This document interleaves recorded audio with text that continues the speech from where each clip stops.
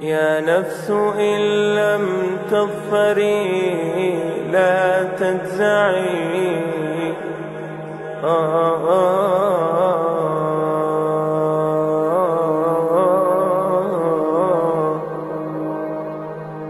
يا نفس إن لم تظفري لا تجزعي وإلى موائد. Bismillahirrohmanirrohim. Alloh taologa bitmas tuganmas hamd va sanolar bo'lsin. Payg'ambarimizga mukammal va batamom salovat va durudlar bo'lsin. Qur'oni Karimda Horun alayhissalomning nomlari 20 marta kelgan. U zot Baqara, Niso, Anom, Arof, Yunus, Maryam, Toho, Anbiyo, Mo'minun, Furqon, Shu'aro, Qasas va Sasaffot suralarida mazkurdirlar. U kishi Horun ibn Imron ibn Qohis ibn Lovi ibn Yaqub ibn Ishoq ibn Ibrohimdirlar. Horun alayhissalom Muso alayhissalomning tug'ishgan akalaridir. U kishi Muso alayhissalomdan 3 yosh katta bo'lganlar. Horun alayhissalom fasohatli, tili burro, gapga usta bo'lganlar. U kishining ayni shu xususiyatlarini ukalari Muso alayhissalom Alloh taolodan yordamchi qilib berishni so'rayotganlarida eslaganlar. Birodarim Horun mendan ko'ra tili burroroq. Uni ham men bilan yubor, meni tasdiqlaydir. Zero ular meni yolg'onchi qilishlaridan qo'rqurman dedi. Qasas surasining 34-oyati. Ya'ni mening tilimda bir ozduduqlik bor.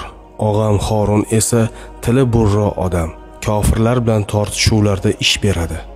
Uni ham men bilan birga payg'ambar qilib yubor. U ham men bilan birga payg'ambar bo'lib meni tasdiqlasin. Alloh taolo Maryam surasida Horun alayhissalomning payg'ambarliklari haqida va unga o'z rahmatimizdan og'asi Horunni payg'ambar qilib hadya etdik. Maryam surasining 53-oyati.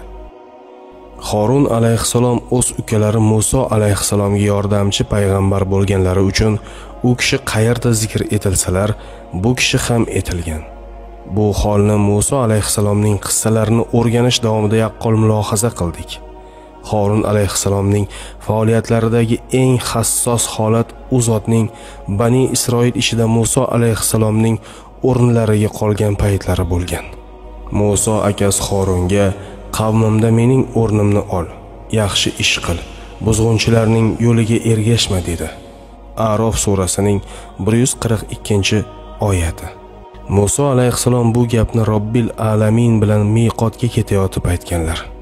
U kishi ketganlaridan keyin Bani Isroil Horun alayhissalomga itoat qilmay buzoqni xudo qilib olganlari va unga bog'liq boshqa hodisalarni Muso alayhissalomning qissalarida batafsil o'rganildi. Horun alayhissalom 122 yil yashaganlaridan so'ng bu dunyoni tark etdilar. U zotning vafotlari Muso alayhissalomning vafotlaridan 11 oy oldin bo'lgan. U kishi ham Tiyix yerida bo'lgan.